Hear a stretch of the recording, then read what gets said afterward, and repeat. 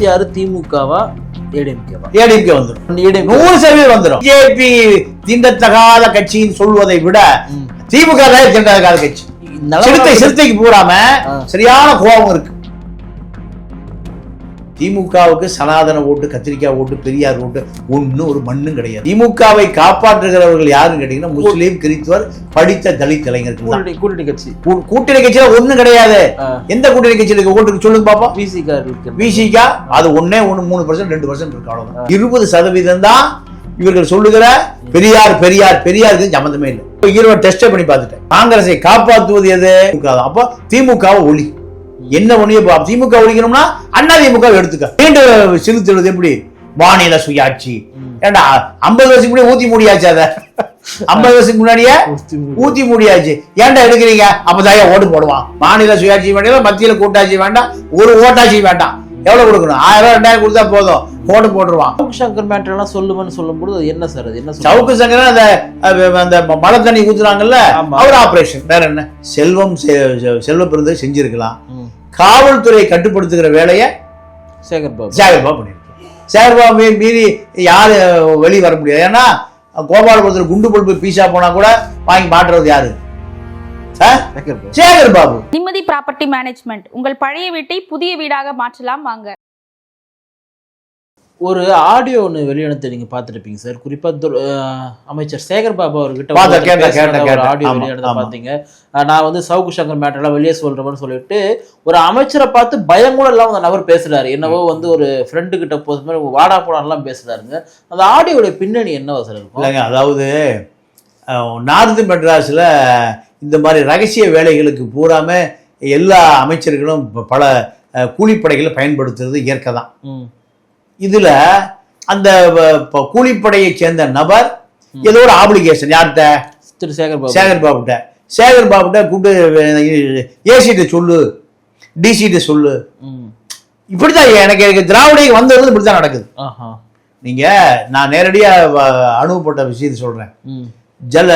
ஜல்லைத் ராஜ்னு நான் சொல்ல ஒரு 20 வருஷத்துக்கு முந்தி ஒரு ஏசி இருந்தாரு டி நகர்ல. அப்போ தனசேகரன், இப்ப கேக்க நகர்ல தனசேகரன் இருக்காருல்ல, அவருதான் சவுத்துல இருந்து வர எல்லா தாதாக்களுக்குமான தலைவர். படிமலர்னு ஒரு பெண்ணை கொண்டு என்ன ஆச்சுன்னு தெரியல. அந்த புருஷன் 20 வருஷமா கத்திட்டு போய் பாவம் இருக்கானா இல்லையான்னு தெரியல. காரணம், தனசேகரிடம் கட்சியில இருந்த ஒரு பெண்ணு நீங்க தாண்டி போய் கட்சி தலைமையோடு நெருக்கமாயிட்டான் அந்த பனிமலர்.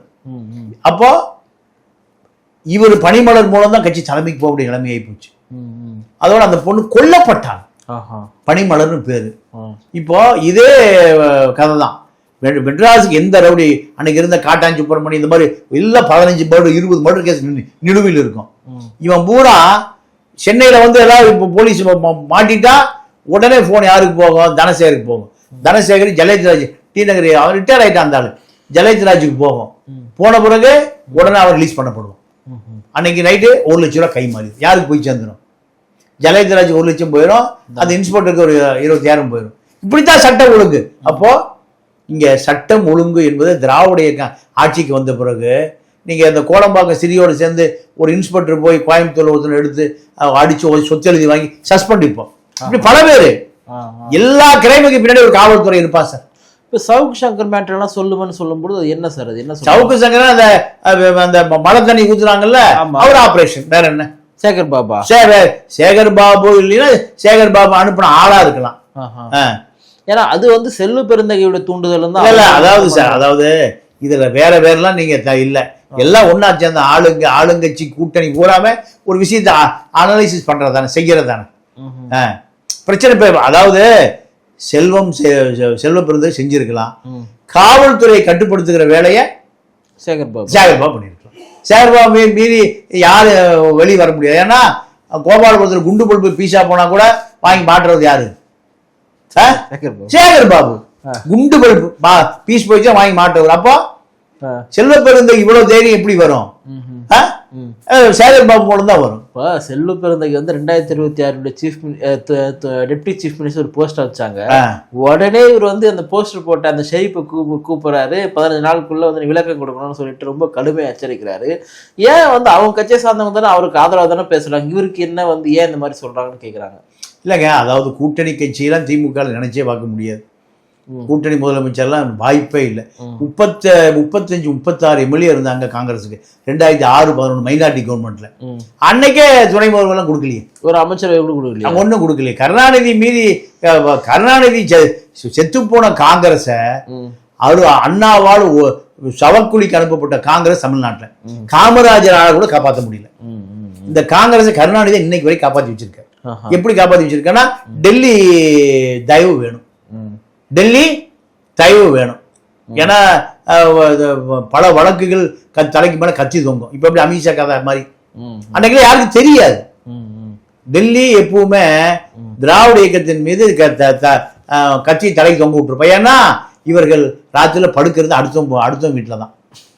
ஒண்ணு, எல்லாரும் பல ஆயிரம் கோடி சம்பாதிச்சு வச்சிருக்க, பல ஆயிரம் கோடி. நீங்க வடவள்ளி சேகர்னு இவனுக்கு பொட்டி தூக்கிட்டு தெரிஞ்சவன் யாருக்கு? பழைய உள்ளாட்சித்துறை அமைச்சர் வேலுமணிக்கு பெட்டி தூக்கிட்டு தெரிஞ்சவன் வடவள்ளி சேகர். 10,000 கோடி வச்சிருக்கானா. 1000 கோடி பிஜேபிக்கு டொனேஷன் கொடுத்துட்டு பிஜேபி சேர போறான், பெரிய எம்எல்ஏ சீட் வாங்க போறான், எம்பி ஆக போறான் பேசிக்கிறாங்க. அப்போ திடக்கழிவை மேலாண்மை ஒரு நாளைக்கு சென்னையில 5000 டன் குப்பை விழுது ஒரு நாளைக்கு. எவ்வளவு? 5000 டன். அப்போ மாசம் 1.5 லட்சம் டன் குப்பை விழுகுது. இந்த குப்பைய வலிக்கிற கான்ட்ராக்ட் ஒட்டுமொத்தமாக வடவள்ளி சேகர் தமிழ்நாடு முழுக்க 490 பேரூராட்சி இருக்கு, 150 நகராட்சி இருக்கு, 25 மாநகராட்சி இருக்கு. இங்க விழுகிற குப்பை கூலம் எல்லாமே வடவள்ளி சேகர் தான் கான்ட்ராக்ட். அப்போ எவ்வளவு கோடி வச்சிருக்கான்? 1000 கோடி 2000 கோடியில் நீங்க சாதாரணமா வச்சிருக்கான் குப்பை கான்ட்ராக்ட். இன்னைக்கு குண்டு பல்ப 500 ரூபா போட்டு பில்ல போட்டு எடுத்து 200 வழக்கு நிலுவையில் வச்சிருக்காரு அறப்போர் இயக்க ஜெயராம. ஒரு வழக்கு இந்த கவர்மெண்ட்டே கொடுக்க மாட்டேங்கிறான். வேலுமணியில தேடி கொடுத்து போறான், இப்ப நேரிட்ட உட்கார்ந்து தேடி கொடுத்துட்டு இருக்கான். அதிகாரி பேர் வேற பட்டியல் வேற சொல்லிட்டு மாட்டானே. அப்போ இந்த நீங்க சொல்ல காங்கிரஸ் திமுக எல்லாம் ஒரே கூட்டணி தான். இப்போ திமுகவுடைய குடும்பம் அல்லது திமுக அமைச்சரவையிலே ஒரு பெரிய ஆப்ரேஷன் பண்ணக்கூடிய ஒரு நபராக இருக்கக்கூடியவர் சேகர் பாபு தானே? ஆமா. இவர்கிட்ட தான் இவரை மீறி எதுவுமே பண்ண முடியலன்னு சொல்ல வரீங்களா? ஆமா ஆமா, எதுவுமே பண்ண முடியாது. இப்போ இவங்க திமுகனுடைய மற்ற அமைச்சர்கள், மூத்த அமைச்சர்களாக இருக்கக்கூடிய ஏவா வேலு, கே என் நேரு இவங்களெல்லாம் விட டாமினேட் பண்ணக்கூடிய நபரா சேகர் இல்லைங்க. அவங்க வேலையை பாக்குறாங்க. எங்க திருச்சியில பாத்துக்கிறாரு, வேலு திருவண்ணாமலை 5 மாவட்டத்தை பாத்துக்கிறாரு. சென்னை தான் சேகர் பாபு. சென்னை சேகர் பாபு, சென்னை சேகர் பாபு தான். அப்போ சேகர் பாபு கிச்சன் கேபினெட்ல நெருக்கமா இருக்காரு. எதா இருந்தாலும் நீங்க டிஜிபியை மாத்த முடியும், டிஜிபியை மாத்த முடியும், கமிஷனர் மாத்த முடியும், சீஃப் செக்ரட்டரியை மாத்த முடியும். யாருனால? சேகர் பாபுனால. பாத்தீங்களா நிலைமை? அப்போ அவர் யாரு கேட்க முடியும்? அவர் பார்த்து நீ இந்த அட்ஜஸ்ட் விடணும், கேஸ் போடணும், போடணும். டேய் உன ஒரு மாதத்துல வழக்கு போட தூக்கம் பாக்குறியா? அப்போ இவர்களுடைய வீடமே எது? ரவுடிகள், கட்ட பஞ்சாயத்து எல்லாம் இவர்களை கொண்ட ஒரு குழு, ஒரு கூட்டம், ஒரு இயக்கத்தில் ஆட்கள் மேலதான் இந்த சேகர் பாபு நிக்கிறார். இப்படிங்க மத்தியில் இருக்கக்கூடிய கூட தான் கட்டுப்பட்டுருன்னு சொல்றீங்க. இப்ப அதிமுக பாஜக கூட்டணி வைத்திருக்கிறதுமே பாஜகனுடைய அழுத்தம் தானா? நீங்க சேரலன்னா உங்க மேல இருக்க கூடுதல் எடுத்துரும்னு சொல்லிட்டு. ஆமா ஆமா, வேற வழி. திமுக வீழ்த்தணும் அப்படின்லாம் கிடையாது. திமுக வீழ்த்துறதா நோக்கம். நீங்க எப்பவும் சின்ன விஷயமா யோசிக்காதீங்க, யோசிக்கிறது பிராடா யோசிங்க. அதாவது எம்பி எலெக்ஷன் நடக்கிற போது இந்த கூட்டணி வேணும்னு அமித்ஷா அழுத்தம் கொடுக்கவே இல்லை. ஆமா, அழுத்தம் கொடுக்கவே இல்லை. எடப்பாடியும் அத கூட்டணிக்கு போகணும்னு முடியலன்னு வெளியே வந்துட்டாரு. அமித்ஷா காத்து கிடந்தார், மோடி காத்து கிடந்தார். யாரு பார்க்கல? எடப்பாடி பார்க்கல. ஏன் பார்க்கலன்னா சிறுபான்மை ஓட்டை நம்ம கொஞ்சம் கொஞ்சமா நகர்த்தி கொண்டு வந்து 26க்கு முழுசா ஒரு பாதி முஸ்லீம் வாக்கா நமக்கு திருப்பிடணும். திமுகவுக்கு சனாதன ஓட்டு, கத்திரிக்காய் ஓட்டு, பெரியார் ஓட்டு ஒன்னும் ஒரு மண்ணும் கிடையாது. ஆமா, திமுகவை காப்பாற்றுகிறவர்கள் யாருன்னு கேட்டீங்கன்னா முஸ்லீம், கிறிஸ்துவர், படித்த தலித் இளைஞர்கள் தான். கூட்டணி கட்சியில ஒண்ணும் கிடையாது. எந்த கூட்டணி கட்சியில ஓட்டு சொல்லுங்க பாப்பா? விசிகா அது 3% 2% இருக்கு, அவ்வளவுதான். சிபிஎம்ல ஒண்ணும் கிடையாது, சிபிஐல ஒண்ணும் கிடையாது, வைகோட் ஒண்ணும் கிடையாது, எந்த காங்கிரஸ்ல ஒண்ணுமே ஒரு மண்ணுமே கிடையாது. காங்கிரஸ்ல பூத்து கமிட்டி கூட ஆள் கிடையாது. திமுகவை காப்பாற்றுகிறவர் 14% முஸ்லீம்கள். ஏன் பிஜேபி பூதம் 3% கிறிஸ்தவர்கள், 17 சிறுத்த திமுகக்குள்ளே இருக்கு. படித்த தலித் இளைஞர்கள் அறிவு வந்துருச்சா பிஜேபி பக்கம் போட மாட்டோம். இந்த 20% தான் இவர்கள் சொல்லுகிற பெரியார் பெரியார் பெரியாருக்கு சம்பந்தமே இல்லை. நம்ம ஈரோடு டெஸ்ட் பண்ணி பார்த்துட்டேன், ஒண்ணுமே இல்லை. பெரியார் எல்லாம் மறந்து நம்மளாச்சு. பெரியாருக்கு 4 ஓட்டு கூட, ஊருக்கு 4 ஓட்டு கூட கிடையாது. சனாதனம் மனிதன் பெரியார், அதெல்லாம் கூட சொல்ல முடியாது. ஆனா இப்ப கிடையாது. இப்ப பெரியார் அண்ணாவே ஒழிச்சு ஆசிட்ட ஊத்திட்டாரு. பெரியாருடைய சிந்தனைகளை, பெரியாருடைய தத்துவத்தை கொண்டு போனா இங்க அண்ணாமலையில அரசியல் பண்ணிருக்க முடியாது. இதை ஒழிச்சது அண்ணாதிரை ஒழிச்சு விட்டாரு. அப்போ 20% வாக்கு யாருக்கு விழுகுது? திமுக. அப்படியே பொட்டியை திறந்தா 12 மணிக்குள்ள 20% ஓட்டு விழுந்துருது. புரியுது. திமுகவுக்கு சொந்தமான 20% வாக்கு இல்லை. அதுல 10-15 தான் வருது. அப்போ 35% தான் திமுக நிக்குது. போன முறை 21 தேர்தல் எடுத்துக்க, திமுக அண்ணா திமுக எவ்வளவு வித்தியாசம்? 3%. 34 அத்தனை கட்சி கூட்டணி இருந்தது எங்க திமுகல. இங்க எல்லாம் எதிரான கூட்டணி. பிஜேபினா எவ்வளவு ஓட்டு போட மாட்டான். எத்தனை 3% தான் எடப்பாடி தோத்தாரு. பிஜேபி இல்லாம தனியா இருந்திருந்தாருன்னா எடப்பாடி சிஎம் 3வது முறை சிஎம் தான். ஆமா, இதுதான் யதார்த்த நிலை. அப்போ இந்த யதார்த்த நிலையில திமுக இங்க வரக்கூடாது. ஏன்னா ஆல் இண்டியா லெவல்ல ஆர்எஸ்எஸ் பிஜேபியினுடைய சென்ட்ரல் எக்ஸிக்யூட்டிவ் கமிட்டி நடக்குது. நடக்கும்போது பூரா திட்டான். உங்கள்கிட்ட இவ்வளவு அதிகாரம் இருக்கு மோடி, உங்கள்கிட்ட இவ்வளவு அதிகாரம் இருக்கு அமித்ஷா. 2 பேரும் திமுக என்ன பண்றீங்க? அங்கிருந்துதான் தென் மாநில முதல்வர் மாநாடுங்கிறான், தொகுதி செயலமைப்பு எதுக்குறான். 40 MP அப்படியே வந்திருக்கான். இந்தியா பூரா ஆண்ட காங்கிரஸுக்கு 99 MP, அதுல 40 MP யாரு? தமிழ்நாட்டு MP. அப்போ 55 MP தான் ஆல் இந்தியா பூரா. தமிழ்நாடு 40 MP கொடுத்துருக்கு. அப்போ இந்த 40 MP இல்லைன்னா காங்கிரஸ் ஒழிச்சு விடலாம். காங்கிரஸை காப்பாற்றுவது எது? திமுக தான். அப்போ திமுகவை ஒளி. என்ன ஒண்ணு திமுக ஒழிக்கணும்னா அண்ணா திமுக எடுத்துக்க. அதுதான் அமித்ஷா எல்லா வேலையும் தூக்கி போட்டு 3 நாள் வந்து உட்கார்றாரு. எங்க? புளியந்தோப்புல. நீங்க அமித்ஷா இந்தியாவுடைய உள்துறை அமைச்சர் எங்க வந்து தங்கியிருக்காரு? நம்ம ஊர்ல வந்து தங்கிட்டு புளியந்தோப்பு ஒரு பகுதி தானே. ஆமா, வந்து உட்காந்துட்டு என்ன உடனே தெரிய வந்து சேரணும். அவரு எடப்பாடி இல்ல முதல்ல அண்ணாமலை தூக்குனா தான் வருவேன். தூக்கிடுவான்.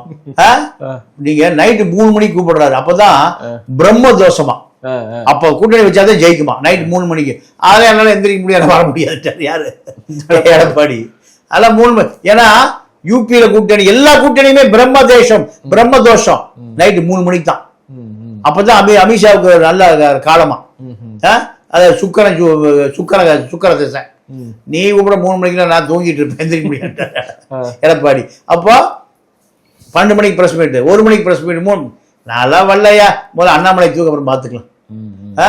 சசிகலா சேர்த்தக்கூடாது, ஓபி எல்லாம் சேர்த்தக்கூடாது. நீ நான் வரமாட்டேன் ஜெயிலுக்கு, உன் கூட ஜெயிலுக்கு வந்துடுறேன், தீகாவுக்கு உன் பிள்ளைக்கு சார்ட்டர் ஃபிளைட்ல வந்துடுறேன் இப்படின்ட்டார் எடப்பாடி. அப்போ சரி வேறு வழி இல்லாமல் இது அப்ப டெல்லியில இருந்து மீடியா பூரா அமித்ஷா தோல்வின்ட்டான், டெல்லியில அடிச்சு விட்டு நாரிடும். அப்போ அமித்ஷாவை மாத்திடுவானுங்க. RSS யாரு மாத்திடுவான்? அமித்ஷா. ஒரு இவ்வளவு பெரிய பவரை வச்சுக்கிட்டு இவ்வளவு கேஸ் இருக்கு அவன் மேல. எடப்பாடியுடைய சம்பந்திய ராமலிங்கம் விசாகப்பட்டினத்துல ஸ்டீல் ஃபேக்டரி வச்சிருக்காரு, திருப்பதி ஸ்டீல்ஸ்னு. 1000 கோடி ரூபாய் வரி பாக்கி, வரி ஏய்ப்பு. பையன் மிதுன அவன் கர்நாடகாவில் பெரிய பில்டர். ஏன் ஒரு வழக்க போட்டு உள்ள தர முடியாதா? அமித்ஷா மாற்றப்பட்டிருப்பார். எடப்பாடி கூட்டணிக்கு வராம அமித்ஷா திரும்பி போயிருந்தாருன்னா அமித்ஷா மாற்றப்பட்டு வேற உள்துறை அமைச்சர் போட்டிருப்பான RSS. அமித்ஷா சும்மா எடுபடிதான். RSSக்கு மோடி அமித்ஷாவெல்லாம் அவன் பார்த்து யாரை நியமிக்கிறானோ அவங்க தான் அங்க வேலை செய்ய முடியும். நம்ம ஒரு கட்சி மாதிரிலாம் கிடையாது. அப்போ இந்த கூட்டணி உறுதி பண்ணிட்டு போய் ஒரே விஷயம், திமுகவை எதுக்கணும். திமுக பாருங்க, நாங்க மீண்டும் செலுத்துறது எப்படி? மாநில சுயாட்சி. ஏண்டா 50 வருஷம் கூட ஊத்தி முடியாச்சு. அத 50 வருஷத்துக்கு முன்னாடியே ஊத்தி மூடியாச்சு. ஏன்டா எடுக்கிறீங்க? அப்பதான் ஓட்டு போடுவான். நாங்க பிஜேபி எதிராக இருக்கான்னு முஸ்லீம் வாக்க தக்க வைக்கணும், சிறுபான்மை வாக்க தக்க வைக்கணும். இங்க இருக்கிற தமிழர்களை இவன் தான் 300 ரூபாய் பார்ட்டியாச்சே, 200 ரூபாய் கொடுத்தா ஓட்டு போடுவான், 300 ரூபாய் 1000 ரூபாய் கொடுத்தா ஓட்டு போடுவான். மாநில சுயாட்சி வேண்டாம், மத்தியில கூட்டாட்சி வேண்டாம், ஒரு ஓட்டாட்சி வேண்டாம். எவ்வளவு கொடுக்கணும்? 1000 ரூபாய் 2000 கொடுத்தா போதும், ஓட்டு போட்டுருவான். இவன் மாநில சுயாட்சியில மறந்து பல வருஷம் ஆச்சு. இதுதான். அப்போ இங்க திமுகவை ஒழிப்பதற்காக அதிமுகவை அழுத்தம் கொடுத்து அமித்ஷா கூட்டணி சேர்த்திருக்காரு. அதிமுகவும் ஒழிஞ்சுது, அதிமுகவும் இதோட ஒழிஞ்சது. அதிமுக ஜெயிக்கிற ஆட்கள் பூரா நேர பிஜேபி கட்டுப்பாட்டுக்கு போயிடுவோம். இப்ப இருக்கிற வேலுமணி, தங்கமணி, வீரமணி எல்லா மணிகளும் நிறைய மணி வச்சிருக்கான். அத்தனை பேரும் பிஜேபி ஜெயிச்சாலுமே பிஜேபியோட கட்டுப்பாட்டுக்கு போய் ஒரே நாள்ல ஆளுக்கு 25 கோடி 50 கோடி வாங்கிட்டு அதிமுக உடைச்சிட்டு அப்படி எங்க போயிருவான்? பிஜேபிக்கு போய் இங்க ஒரு நாள் கண்டிப்பாக நயினா நாகேந்திரன் முதலமைச்சர் ஆவார். இதான் நடக்கும். பண்ணா இல்ல, இப்போ அதுதான் அதை நோக்கிதான் பிஜேபி நகருது. 26 திமுகவா ஏடிஎம்கேவா? ஏடிஎம்கே வந்துடும், 100% வந்துடும். எப்படி வருதுன்னா திமுக அங்க எல்லா கூட்டணியும் வீக் கூட்டணி, எல்லாம் 1% ஓட்டு கூட இல்லாத கூட்டணி. திமுக கூட்டணியா? ஆமா ஆமா சார், பிஜேபி கூட அதிமுக இருக்கு. இல்ல நான் முதல்ல கேட்கணும் பதில் சொல்லுங்க. ஆமா, திமுகவுல நானே சொல்லிடுறேன் சார், விசிக தவிர மத்த யாரும் ஓட்டே இல்ல. ஆனா விசிக ஓட்டு இந்த தடவை திமுக கொடுக்காது. யாருக்கு கொடுக்கும்? அதிமுக கொடுத்துரும். திரும்ப சொன்னாலும் கொடுக்காது. ஏன்னா வெறுப்புல இருக்கா? கரெக்டா சொன்னேன், இதுதான் உண்மை. அதனாலதான் நான் சொல்றேன், பிஜேபி தீண்டத்தகாத கட்சின்னு சொல்வதை விட திமுக தான் தீண்டத்தகாத கட்சி. சிறுத்தைக்கு பூராம சரியான கோபம் இருக்கு. சிறுத்தைகள் பூரா சரியான கோபமா இருக்கும். யார் மேல? திமுக மேல. அப்போ அந்த கோபத்துல கோபம் கண்ணை மறைக்கும். தீபம் கோபம் கண்ணை மறைச்சு பிஜேபி அவன் கிடக்குறாயா அண்ணா இவனை ஒழிக்க அவனை எடப்பாடிதான் அந்த மனநிலைக்கு வந்துருவாங்க. ஏன்னா எப்பவுமே நம்ம தமிழ என்ன பண்ணுவான்னு கேட்டீங்கன்னா, 2 வீட்டுக்கார சண்டைனா ஒருத்தனை ஒழிக்கிறதுக்கு ஒருத்தன் போய் சேர்ந்துருவான். ஆமா, அவனை ஒழிக்கணும்டா, நீ எதிரி தானே, நான் உங்களை சேர்ந்துக்கிறேன், அவனை முதல்ல ஒழிக்கணும். ஏன்னா இவன் நம்ம தமிழ எப்படி ஆத்திரக்காரன், ரொம்ப ஆத்திரக்காரன். அவனுக்கு நீங்க கோவம் வந்ததுன்னா கண்ணை மறைச்சிடும். அதனால திமுக மீது இருக்கிற கோபத்துல அமித்ஷா மோடி எல்லாம் தாண்டி அண்ணாமலை எல்லாம் தாண்டி யாருக்கு குத்திடுவான்? எடப்பாடி அதுல சரியா நிக்கிறார். எடப்பாடி நீங்க ஒரு சரியான ஆளுமையா நிக்கிறார்.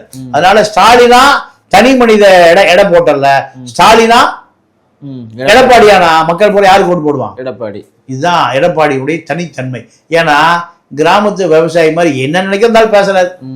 அதுதான் அவருடைய பிளஸ். ஆமா, சுத்தி கித்தி வளைச்சு ஹார்ட்ல இருந்து நேரா மூளைக்கு போய் அப்புறம் வாய்க்கு வரும். அவரு நினைக்கிறத அப்படி பேசிடுறாரு.